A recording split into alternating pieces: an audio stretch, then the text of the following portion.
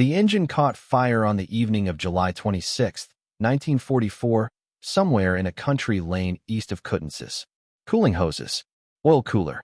The crew of Panther 424 pulled back into the tree line and worked in the dark, because the summer skies over Normandy belonged to Allied aircraft, and a burning tank in open country was a target they could not afford to be. They had tools, and they had the knowledge that men who had been keeping a 44-ton machine running through 2 years of hard service acquire, and they worked through the Norman night to put the damage right. By dawn on July 27th, the engine was running again. The tank moved east through the farm country toward Lorey, toward the crossroads on the road between Coutances and St. Lo that the crew needed to pass through to find their company. But their company was somewhere in the confusion of a front that had stopped being a front 48 hours before. The German line at St. Lo had given way on July 25th. 3 American armored divisions were moving through the breach at speeds that no rearguard was going to reverse. The landscape that Das Reich had been fighting over since early July, the hedgerow fields and sunken lanes and defended farm buildings of western Normandy, was now behind the American advance. German infantrymen and supply soldiers came running toward Panther 424 in the lane near Lorey. They were shouting about an American armored column coming down the road, coming fast, coming now.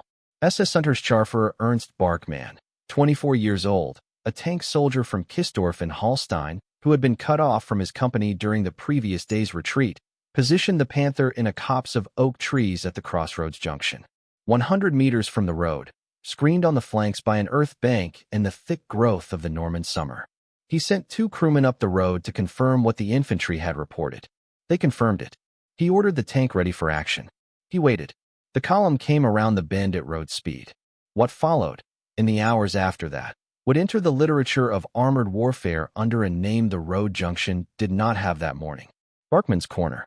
By the time the accounts were written and the decorations awarded, Barkmann would be credited with destroying 9 American Sherman tanks and numerous other vehicles in a single engagement, all before withdrawing under air attack with Panther 424 still running.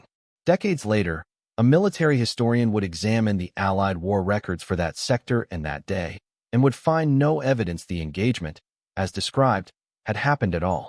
If you're enjoying this story so far, don't forget to hit the like button and subscribe. Drop a comment telling me where in the world you're watching from. I love hearing from you. The story of what Ernst Barkmann did at that crossroads, what he may have done, and what the institution he served had done 47 days earlier at a village 60 miles to the south, is what this is about. 7 weeks before Panther 424 reached the Lorey junction, the largest amphibious invasion in history had put Allied soldiers onto the beaches of Normandy. The beachhead held. The breakout planners had hoped would follow it had not materialized at anything like the anticipated pace. The Bocage, the ancient Norman hedgerow country of western Normandy, had turned the subsequent weeks into something that looked less like the mobile exploitation of a successful landing and more like attritional siege warfare fought across individual fields. The hedgerows themselves were the problem. Earthen banks 2 meters high and a meter thick, topped with centuries of root growth, running around every field and along every lane in a landscape that had been managed this way since the Middle Ages. German defenders had turned each successive bank into a firing position. Tanks that pushed through gaps were silhouetted against the sky on the far side before their crew could identify what was waiting for them. Artillery had fixed coordinates.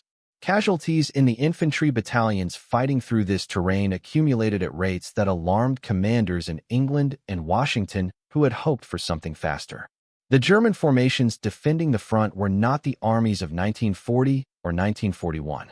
3 years of Eastern Front fighting had consumed the original cadre of the Wehrmacht in ways that no number of replacements fully made good, and the divisions in Normandy were a mixture of the skilled and the depleted, the committed and the nearly broken, all of them operating under air interdiction that made any movement in daylight increasingly costly. They were also, in the defensive role, formidably effective at extracting a price. What the Bocage gave the defender was exactly what the defender needed: terrain that canceled the advantages of mobility and mass, and turned every field into a problem that had to be solved by men on foot. The American divisions that entered that terrain in June and July 1944 had material advantages no previous army in any theater had assembled in one place. Their artillery ammunition arrived in volumes that German battery commanders found nearly impossible to account for as a logistical fact. Their air support, when the weather permitted and the coordination worked, could reduce a defended building to rubble on a request that went through in minutes. Their industrial system could replace a Sherman tank faster than the German system could replace the gun that destroyed it. What the Bocage denied them was the ability to use any of those advantages at the scale where they would have been decisive. A defended field at close range was not a problem of production capacity. It required men who would push through the gap in the earth bank, and it required them to absorb what was waiting on the other side. The infantry. Battalions working through that terrain in June and July accumulated casualties at rates that alarmed commanders in Washington and London.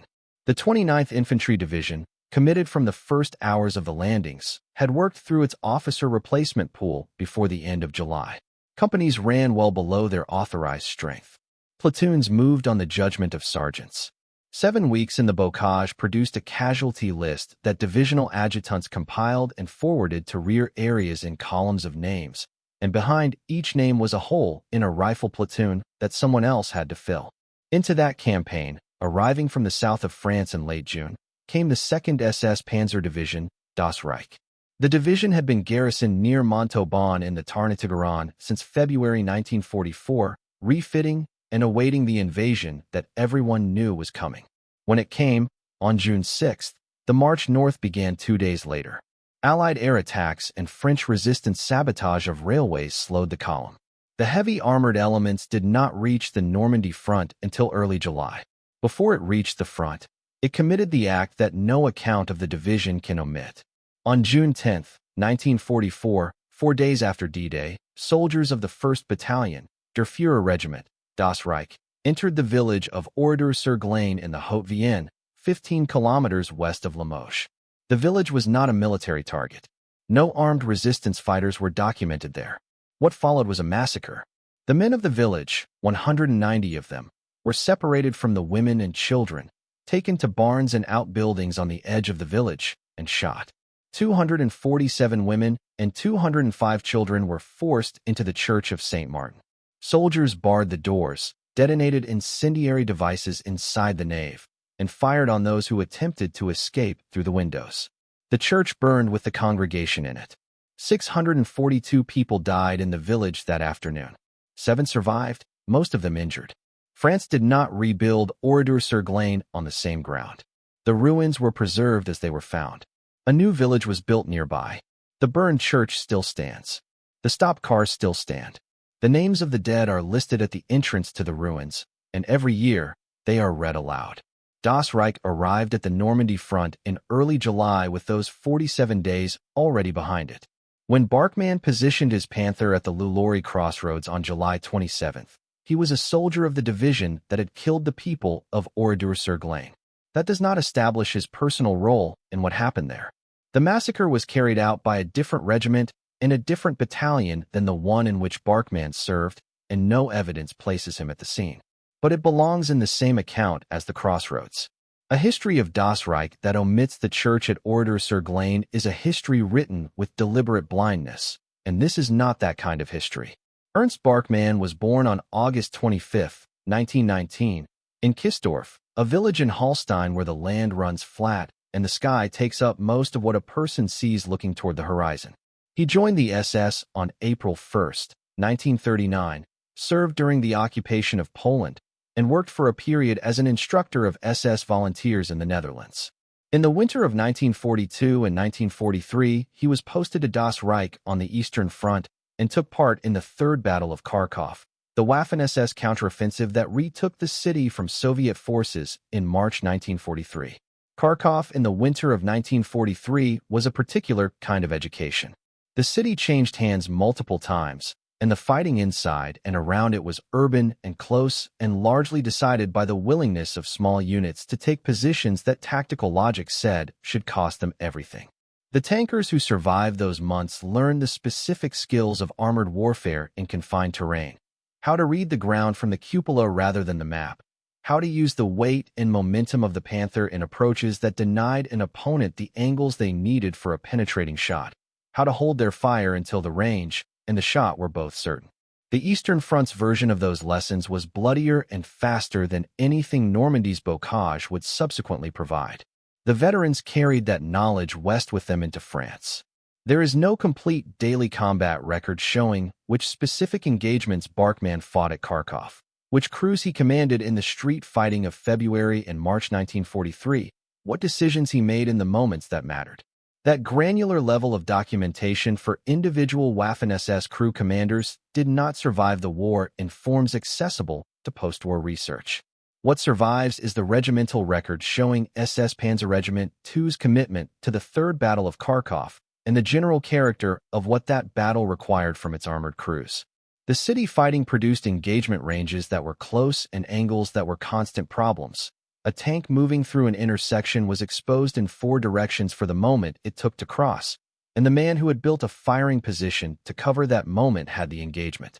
Tactical doctrine about armor operating at long range and on open ground did not survive contact with Kharkov's streets intact. The men who came through those months had learned to read confined terrain for what it actually offered rather than what the training manuals said it should offer. Barkmann carried that education into Normandy, where the Bocage offered what it offered: close ranges, fixed angles, and the first shot as the decisive variable. By July 1944, Barkmann held the rank of SS-Unterscharführer and commanded Panther OSF, a number 424, assigned to the 4th Company of SS Panzer Regiment 2. The Panther occupies a peculiar place in the literature of armored warfare. Its technical specifications, read in isolation, suggest a tank that should have dominated its opponents consistently. The sloped frontal armor at 70 degrees from vertical could defeat the standard round from an American Sherman's 75mm gun at virtually any practical combat distance in the Bocage. The long 75mm KWK 42 main gun was accurate to ranges that Normandy's enclosing hedgerow country rarely permitted a crew to reach, but the capability was there when the terrain offered it. The optics were the best fitted to any production tank the war produced on any side. The operational record complicated the specifications. The Panther's final drive units, the mechanism that translated engine power into movement, failed under sustained hard use at rates that troubled every maintenance battalion that worked on them. The tank consumed fuel at a pace that a German logistical system under Allied air interdiction found increasingly difficult to meet. Early production variants had persistent engine cooling problems that were addressed but never fully resolved in subsequent marks. A Panther with a clean engine, full fuel, and attentive maintenance was a formidable weapon. A Panther with cooling hoses shot up and an oil cooler on fire in a lane east of Coutances on July 26th was a problem that cost a crew an entire night to put right. The crew of Panther 424 put it right. By dawn on July 27th, the engine was running. The legend of what happened at the Lorey crossroads, as it circulated in the German veteran memoir literature and in the popular military history that drew from those memoirs, runs approximately as follows. A single Panther tank, concealed in an oak grove at a road junction, engaged a large American armored column advancing toward Coutances, destroyed 9 Sherman tanks and numerous additional vehicles, and withdrew under fighter-bomber attack with the tank still operational. The commander received the Knight's Cross of the Iron Cross on August 27, 1944, with the citation covering the Normandy period and specifically referencing the Lorey engagement. That account rests almost entirely on a single source: Barkmann's own post-war testimony, developed in interviews and written accounts given in the decades after the events. In 2015, the American military historian Stephen Zaloga published a study titled Armored Champion: The Top Tanks of World War II. A passage in that book examined the Barkmann corner engagement directly. Zaloga had checked the Allied war records for the relevant sector and the relevant date. He reported that he could not locate the losses that Barkmann claimed. In his assessment, the narrative of Barkmann's corner was attributable to what he described as the propaganda efforts of the Waffen-SS. The unit records bore him out. The 745th Tank Battalion, one of the American formations that could plausibly have been the column in question, reported no tank losses of any kind on July 27, 1944. Combat Command B of the 3rd Armored Division, another candidate, had moved along the main N-172 road rather than the lane where the engagement was supposed to have occurred, and recorded no significant armor losses in the Lorey area. Researchers examining the 3rd Armored Division's operational records for the period found the division's total write-offs for the entire period from July 2nd to July 23rd were 104 medium tanks and 9 light tanks, with no concentrated single-day crossroads loss of 9 Shermans appearing anywhere in the records. The Axis History Forum, where researchers working directly from primary records have examined the question at length, found the same absence. No American unit that could reasonably be identified as the column in Barkmann's account showed losses consistent with 9 tanks destroyed at a single junction on that day. Competing accounts exist in the secondary literature. Michael Reynolds's History of the SS Panzer Corps in Normandy, working from German unit records and veteran testimony, described some engagement in the Lorey area. Martin Blumenson's Official American History of the Cobra Breakout and Pursuit mentions 15 American tanks lost in an engagement that stalled the advance of the 16th Infantry Regiment, but the date recorded is inconsistent with July 27th and the location description does not precisely match the crossroads.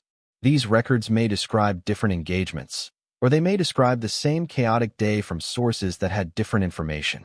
The conclusion is not that Panther 424 was absent from that country on July 27th. The subsequent account of the tank's fate is consistent across multiple sources. After the crossroads engagement, Barkmann drove through and around Kutnitz, sustained wounds from a fighter-bomber attack on July 28 or 29, picked up a second damaged Panther he towed eastward during the withdrawal, and was forced to destroy the towed vehicle when it became unrecoverable. His own Panther 424 burned out when its ammunition exploded sometime around July 30th. The 14 men with the tank walked to the coast of the Gulf of St. Malo, crossed at low tide, and rejoined their company on August 5th. The tank was there. The crew was there. The order to abandon and the decision to start the engine, the moment that the title of this episode turns on, comes from Barkmann's own account of the crossroads engagement, given after the war, given as the foundational story of a Knight's Cross already awarded. That is a source with a documented interest in a specific version of events. What is not supported by the Allied records is 9 Shermans destroyed, a major armored column stopped for hours, the engagement at the scale the legend requires. The Knight's Cross citation, processed through the SS chain of command in August 1944, required a clean narrative. The Allied records, examined 70 years later, could not supply one. If you're hooked on this story, make sure to subscribe and turn on notifications so you never miss an upload. Your support means everything and helps me bring you more emotional stories like this one. Operation Cobra had broken the German line on July 25, 1944, with a bombardment of over 3,300 tons of ordnance dropped on a narrow zone south of St. Lo by approximately 1,500 heavy bombers. It was the largest concentrated tactical air operation the Western Theater had yet produced. It was also, on its opening day, catastrophic in a particular way for the Americans. Bombs fell short on successive days, July 24th and July 25th, killing and wounding soldiers in their own forward positions. On July 25th, 111 American soldiers were killed by bombs dropped by their own air force. Among the dead was Lieutenant General Leslie McNair, commander of U.S. Army Ground Forces, the highest-ranking American officer killed in the European theater. He had come to observe the attack. He died in a foxhole on the American side of the line. What the bombardment achieved at its intended targets was decisive. General Lieutenant Fritz Bayerlein, commanding the Panzer Lehr Division in the target zone, one of the Wehrmacht's most professional formations, reported afterward that perhaps 15 of his approximately 100 panzers remained operational. His infantry regiments had been destroyed as formed units. The Panzer Lehr had been assembled from school and training cadre, intended to represent the highest standard of German armored professionalism, and it was not equal to 3,300 tons of ordnance concentrated on a 12-kilometer zone. American armored columns moved through the gap at speeds the preceding 7 weeks of Bocage fighting had made seem implausible.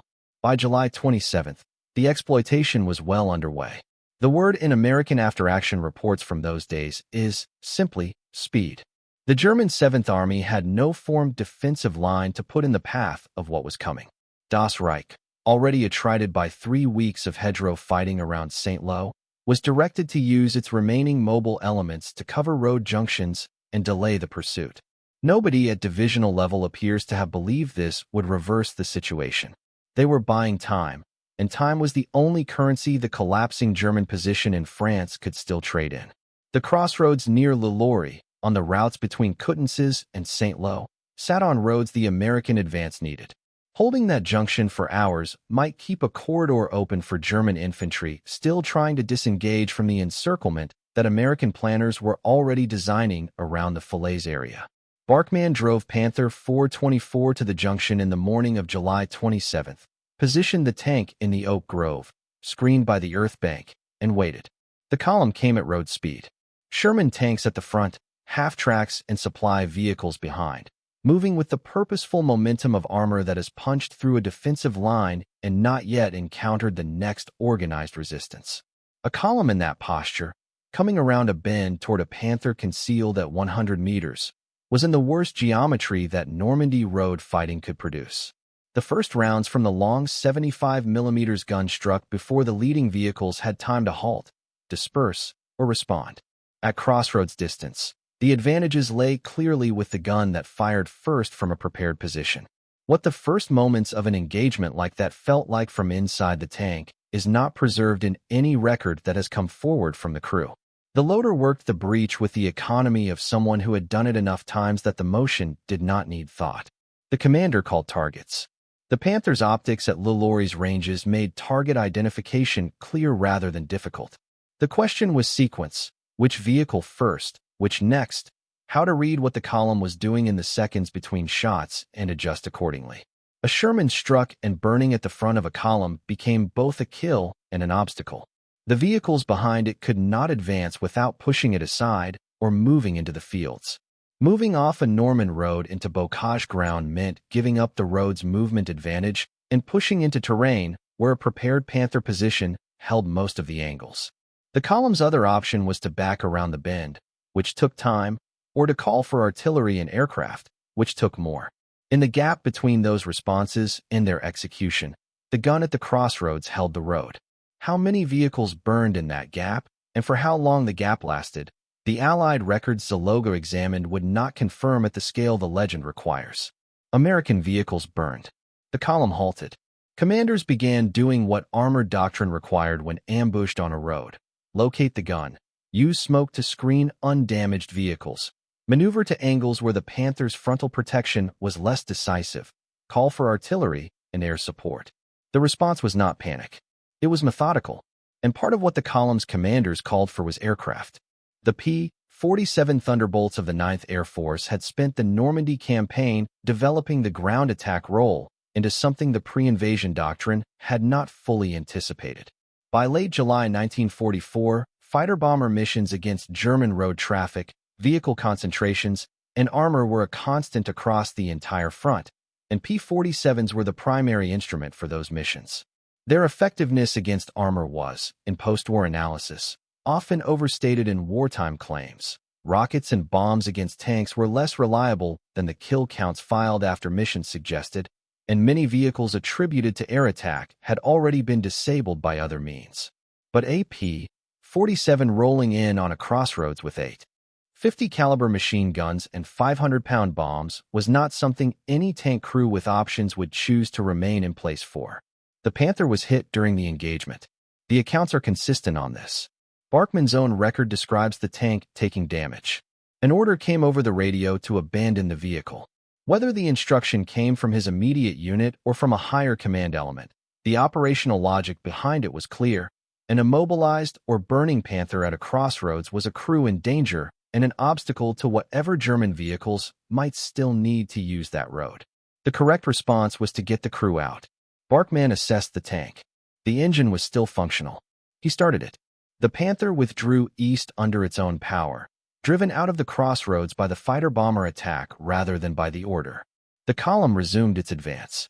The junction passed into German memoir history under a name Barkmann supplied. Coutances fell to American forces on the same day. Das Reich fought rearguard actions for the next several days as the front continued to move faster than the German command could respond.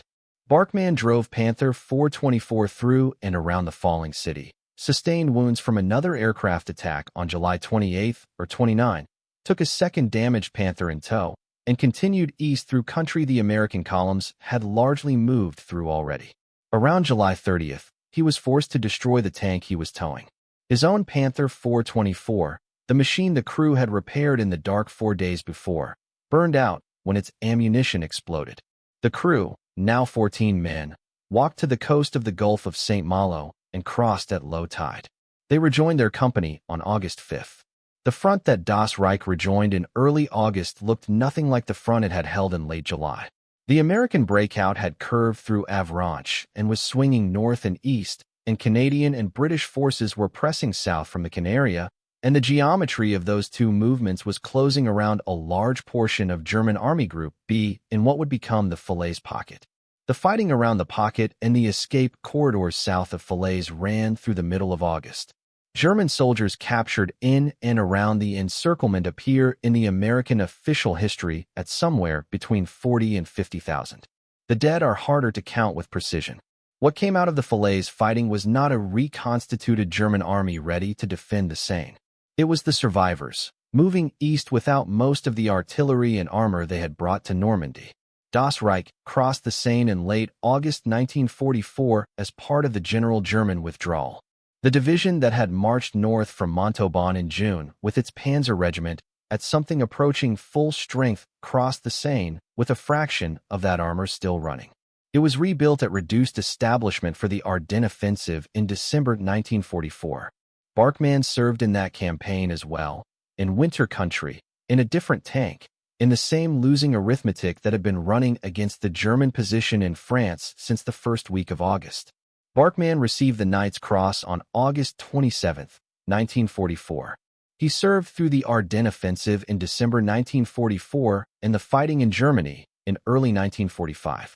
He was alive when Germany surrendered in May. He was taken prisoner and released, as most German soldiers were, and returned to Kisdorf. In the veterans' networks that the Waffen-SS maintained in the post-war decades, through reunions and publications, and the histories that sympathetic writers produced from veteran testimony, he became one of the recognizable names. His account of Lorey circulated. The story found its audience. He died on June 27, 2009, aged 89, and was buried in Kisdorf, the village where he had been born. The men who gave the orders at Oradour-sur-Glane did not face proportionate accounting. Adolf Diekmann, whose battalion carried out the massacre, was killed in Normandy in June 1944 before any court could reach him. Heinz Lammerding, who commanded Das Reich at the time of Oradour and bore command responsibility for the action, was convicted in absentia by a French military tribunal in 1951 and sentenced to death. West Germany declined to extradite him. He ran an engineering firm in Dusseldorf until his death in 1971. The Bordeaux Military Tribunal of 1953 tried 20 defendants, produced 2 executions, and handed down prison sentences that the French National Assembly commuted within the year through a political amnesty passed partly to ease the diplomatic relationship between France and the Federal Republic. German prosecutors opened and closed investigations in subsequent decades. New inquiries were initiated in the 2010s after Stasi archive material identified potential surviving participants. The village in the Haute-Vienne continues to wait. The literature built around Barkmann's corner was not assembled in isolation from the broader project of Waffen-SS rehabilitation. In the 1950s and 1960s, German veterans and the writers and publishers who treated their testimony with limited critical scrutiny assembled a body of work that emphasized tactical skill and individual courage at the consistent expense of institutional context. The argument at the center of that literature was that Waffen-SS combat soldiers were professional soldiers like other professional soldiers, defined by their battlefield performance and distinct from the administrative apparatus of the SS that ran the camp system and directed the programs of mass murder. The combat record and the crimes were presented as separate ledgers. That argument was not entirely false as a description of individual experience in any given engagement. A man fighting at Kharkov was a fighting man, not a camp administrator. But the argument was used for work beyond establishing individual innocence. It allowed the Waffen-SS collectively to preserve its combat reputation while the crimes of the same institution receded into the background of the narrative.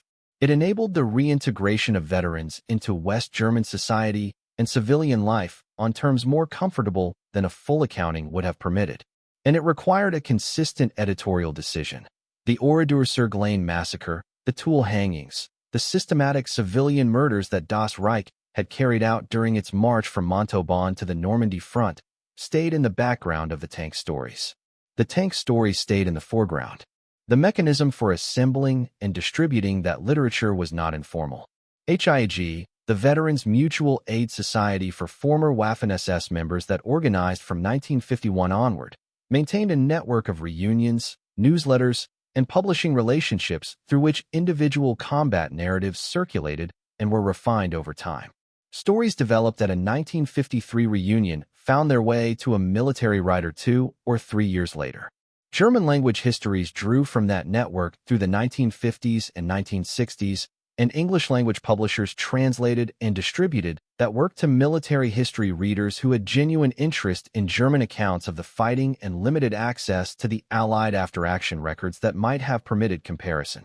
The incentive shaping those narratives was not, in most cases, a decision to fabricate. It was a decision about what to emphasize and what to let recede. A man who had been at a crossroads did not need to invent the crossroads.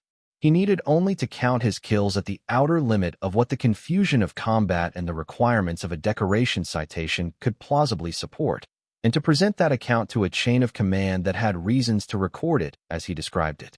By the time researchers working from Allied primary records compared the numbers, the chain of command had been gone for a decade, and the version of the story that was in print had acquired the durability that print always gives to a first telling. The Knight's Cross citation for Barkmann's Lorey engagement served multiple purposes simultaneously in August 1944. It honored a soldier. It maintained unit morale during a losing campaign. And it established for the record that would outlast the war a version of what Das Reich tankers had done in Normandy. 9 Shermans, 1 crossroads, 1 man who started the engine instead of getting out. The version Stephen Zaloga found in the Allied records was different. No major armor engagement at Lorey on July 27 left 9 American Shermans destroyed. The Tank Battalion, most likely to have been the column in question, reported no losses. The division whose records might have confirmed the engagement had moved on a different road. Something happened that morning in the country east of Coutances. Something is consistent with a Panther being in the area and being used. What the Allied records will not support is the battle as the legend requires it to have been. The crossroads near Lorey carries the name Barkmann gave it. The 9 Shermans the citation required, the Allied records suggest, were not there to be destroyed. What was in Normandy in the summer of 1944 were men who did not all survive it. American tankers from the 2nd and 3rd Armored Divisions, from the tank battalions attached to the infantry corps along the entire Breakout front. The clerks who typed their losses into after-action reports that have sat in the National Archives at College Park, Maryland, for 80 years. Men who went through the Cobra bombardment on July 25 and came out the other side and drove south into what remained of the German line, and some of whom did not drive back. Their names are in the casualty records of their units. Some are in the Normandy American Cemetery at Colleville-sur-Mer, where the graves look out over Omaha Beach. The legend of Barkmann's Corner never named them. The legend belonged to the man in the Panther. The men in the column were there to be counted or not counted, depending on whether the count was needed.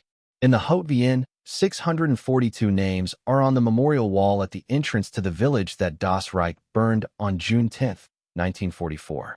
190 men, 247 women, 205 children. Marguerite Rufanch, the sole adult woman to survive the burning of the Church of St. Martin, escaped through a window into the churchyard, was found the following morning wounded in the garden of the adjacent rectory, and was the only adult survivor of the women and children who had been locked inside. She gave her testimony at the Bordeaux trial in 1953. She watched the sentences get commuted in the years that followed. She died in 1988. The legend of Barkmann's Corner chose to tell one story and leave the others in the background. The record holds all of them. The man who started the engine, the men who were in the column, the people who were in the church. They are all part of the same summer, the same division, the same history. Carry them together. The pattern at Lorey was not unique within the Waffen-SS record of the Normandy campaign. 5 weeks before Panther 424 reached that crossroads, on June 13, 1944, SS Hauptsturmführer Michael Wittmann of the 101st SS Heavy Panzer Battalion had engaged Allied armored vehicles on the main street of the town of Villers-Bocage, south of Caen. The engagement became the most celebrated single armored action in the popular literature of the Western Campaign.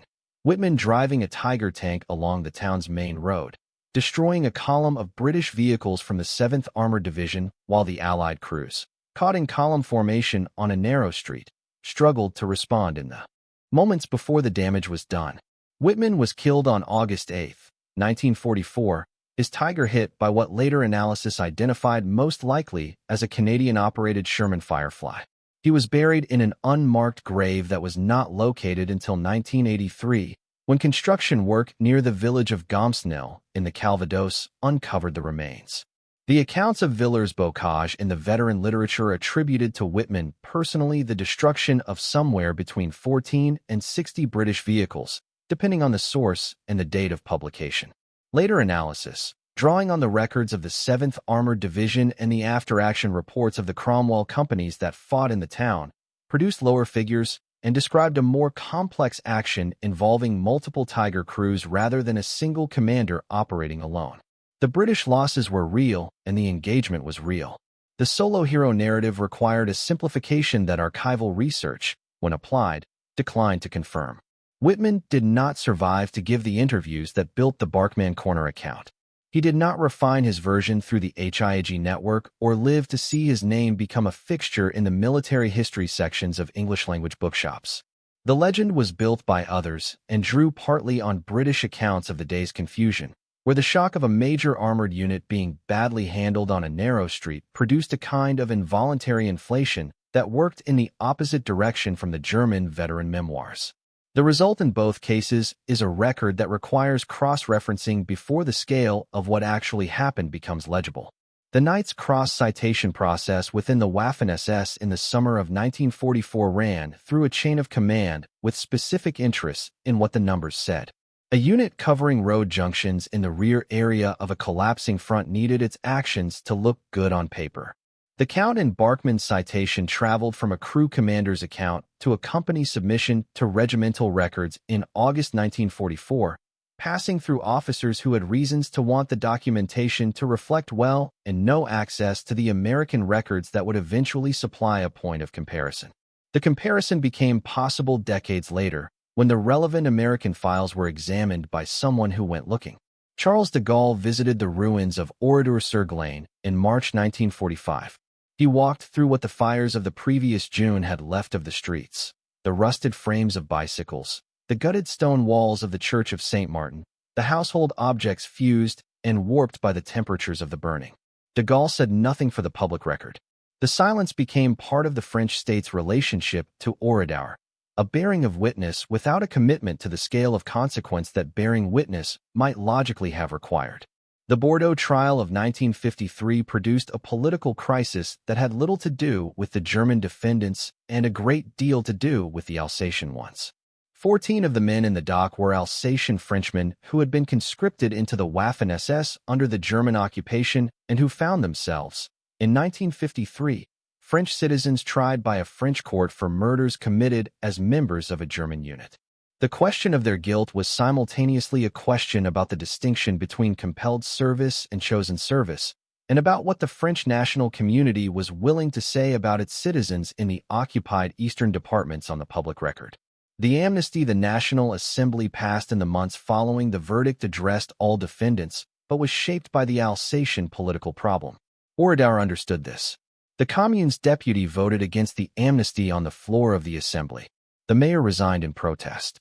For years, the village flew its flag at half-mast on June 10, once a year, as a declaration that what had been done in the name of national reconciliation was not reconciliation as the village experienced it.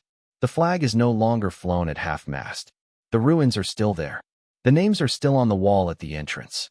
The church stands roofless, with the bell that fell when the steeple burned lying where it landed in the nave. The difficulty a historian faces when working on material of this kind is not simply the absence of records.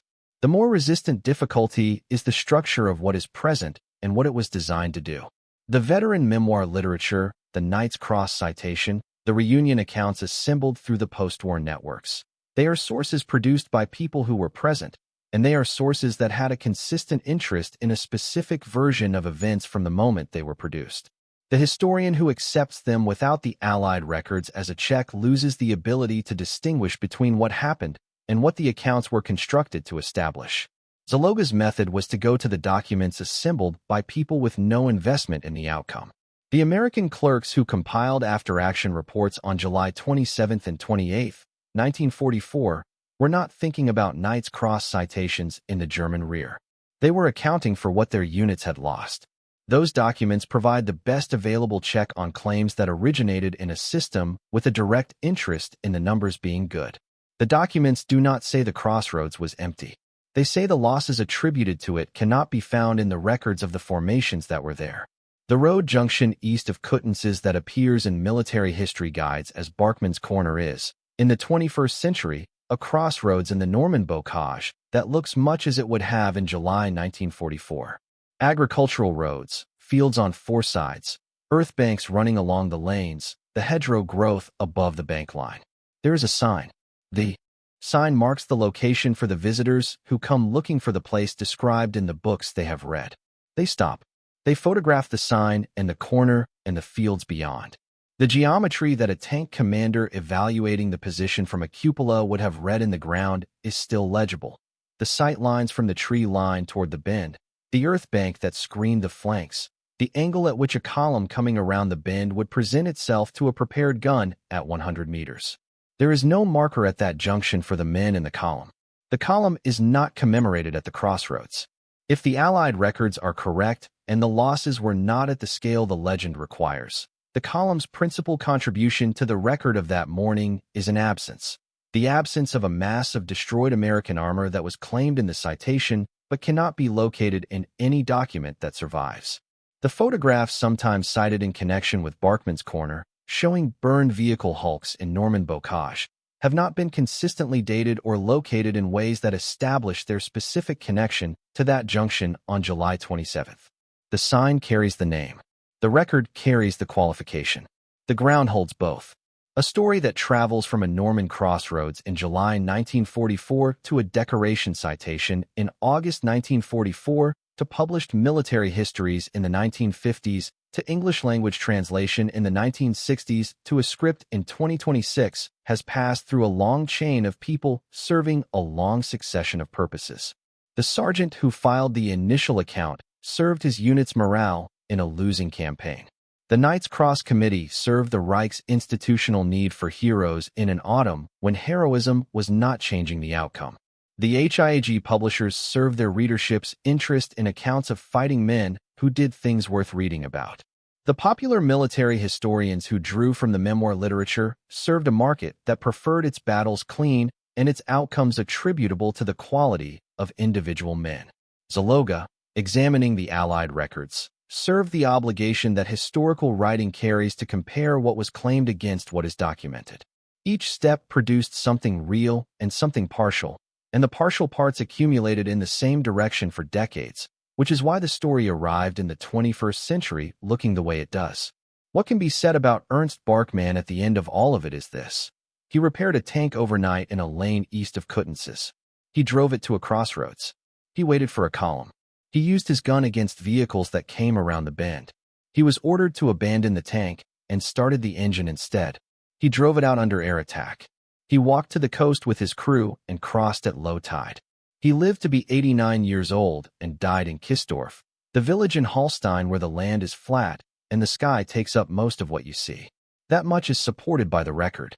The 9 Shermans are not. He served in Das Reich. Das Reich was at the Church of St. Martin at Oradour-sur-Glane on the afternoon of June 10, 1944. The church held the women and children of the village. The doors were barred from outside. What happened in the church took less than an hour. A history that carries the crossroads without the church is not inaccurate about the part it tells. It is accurate and incomplete, which is a different problem and, in some ways, a harder one to address, because incompleteness is harder to see than error. The claim that 9 Shermans were destroyed at Lorey can be checked against the archives. The decision to place the crossroads at the center of the account and the church in the background cannot be checked against anything, because that decision is about what the account is for, and accounts do not file after-action reports on their own purposes. The record holds the crossroads and the church. It holds the man in the Panther and the people in the column and the people behind the barred doors. It holds Marguerite Rufanch climbing through a window into the churchyard while the nave burned behind her, being found the next morning in the rectory garden, wounded and alive, carrying in her memory everything that needed to be said about what had happened in that church. She gave her testimony at Bordeaux in 1953 and watched the sentences get commuted. She died in 1988. The record holds her too. The weight is not evenly distributed. Knowing that the weight is uneven, and knowing why, is where this history goes.